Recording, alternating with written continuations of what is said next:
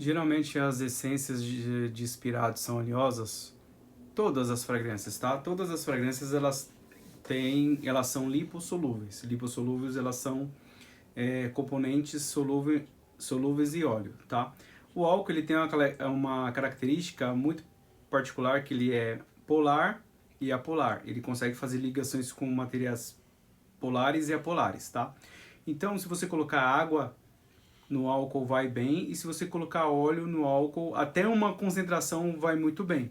Então, quando você começa a juntar moléculas, então você tem um álcool e junta com um éster, você consegue solubilizar, porque aí você tem radical livre, às vezes você tem um oxigênio, às vezes você tem uma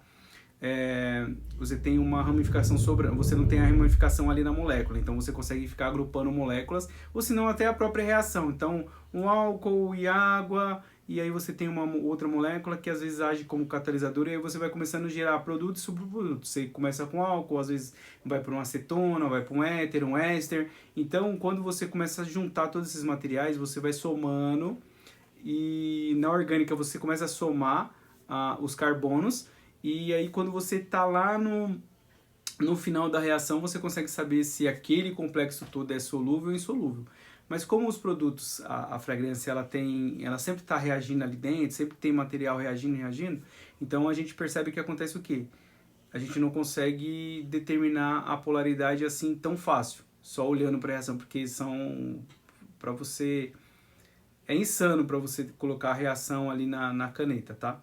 Então, é muito interessante você pegar e testar.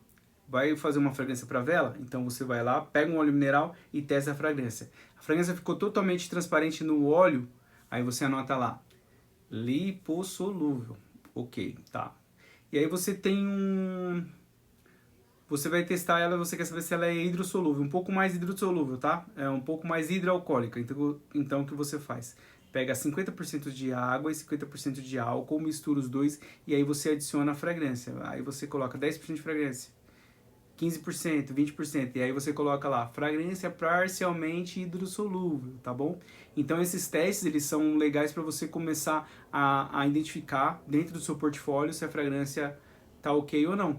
E dependendo da sua metodologia, você até consegue criar um padrão de controle de qualidade para você.